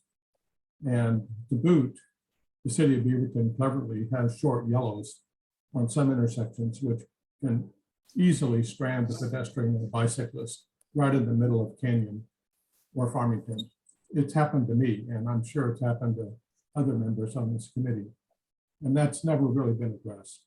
So I appreciate the mayor's nice letter of compassion and interest, but nothing has ever happened to improve those intersections. And I'm really disappointed in the city of Beaverton about their inability to improve those intersections. Thanks for that feedback. Yeah, John, what you just said about the short yellows and being an active transportation user really resonates with me as a very frequent pedestrian between the Nike end of things in downtown. When I'm waiting to cross over Canyon and Farmington, I'm always really concerned watching traffic and wondering how long I'm going to have the walking symbol before it turns into the red hand. So it's an A+ point. And Jean, those are ODOT, right? Because they're state roads. Canyon is ODOT, so it's still a state highway. Farmington Okay. was Here's Farmington ours. was Farmington is ours. It was transferred to the city Okay. decades ago. I don't know. I don't quite know when, but yeah. Just, And then at just the some point segment through just the downtown, segment, right?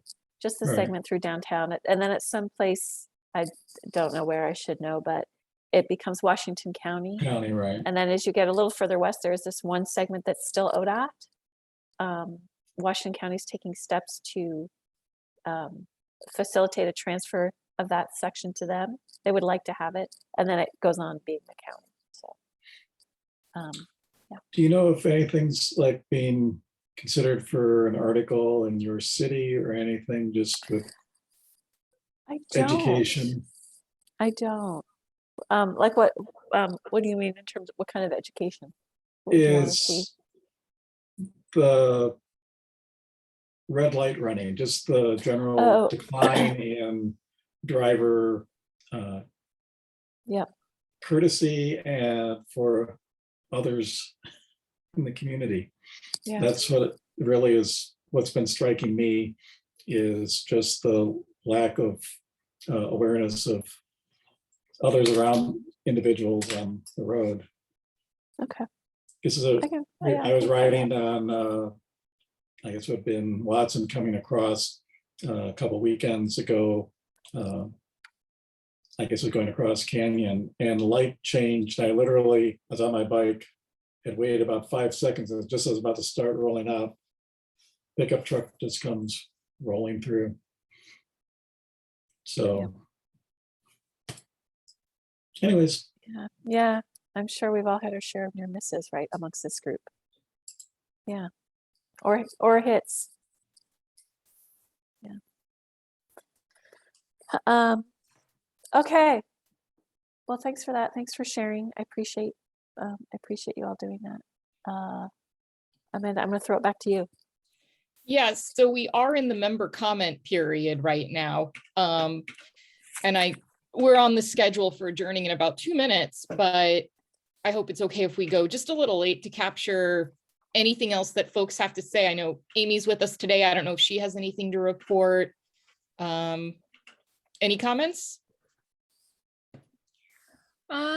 I don't have much related to like bicycling, but I do just want to put out again on May 26th, we have the youth summit that MYAB is putting on. So if you do know any youth in the community that would want to come to that event, or if you work in a field or know a certain organization that you'd like to see present there, feel free to contact me and I can get that ball rolling. But we're really excited to start putting out the promotional materials for that soon. Nathaniel. Yes, so I did the worst day of the year ride in Portland in March. It was a beautiful day, despite the advertised worst day of the year. And I happened to, through complete kismet, ride with Sia Lindstrom from the city of Beaverton and her friend from the city of Hillsborough. And I got to spend 40 plus miles extolling the virtues of the Bicycle Advisory Committee and how great everybody on it is. And apparently my sales pitch was so good that the city of Hillsborough would like to have a bicycle advisory committee as well. So I cannot tell you how much fun that ride was. People dressed as the Simpsons and in all sorts of just wild costumes. And I was delighted by it. And I was even more delighted to get to ride with local staff celebrities from the city of Beaverton. So highly recommend that for next year. And don't be surprised if this committee gets reached out to by the city of Hillsborough to find out how they too can be as delightful and effective as this group. I hope they didn't recruit you to move to Hillsborough to start it. Oh my, no.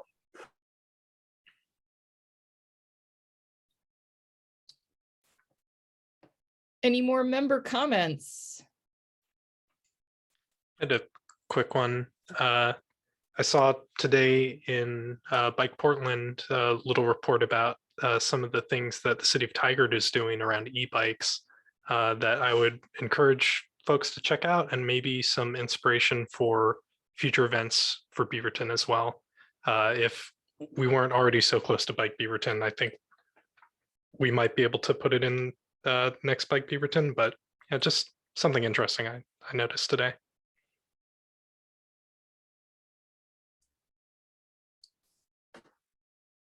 Any more member comment? Yeah, just final one comment. If I want to do the volunteer with the how to say the Bike Beaverton, so where can I find the email of the lady? Oh, Natalie, who is here? Yeah, I'll follow up with all of you and make sure. I think she's going to have a volunteer sign up something. So we'll okay. You will all get it. Yes. But just make sure it's on your calendar. Invite your friends, bring your families. Yeah, I think it's going to be fun. I think people are going to be excited to be doing an event again, right? Maybe still feeling a little cautious and weird, but it'll be good to see people again and you know, have fun outdoors.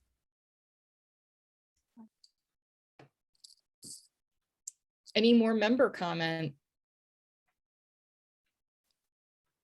Okay, well, with that, we are going to be adjourning 2 minutes late tonight at 8:32 p.m.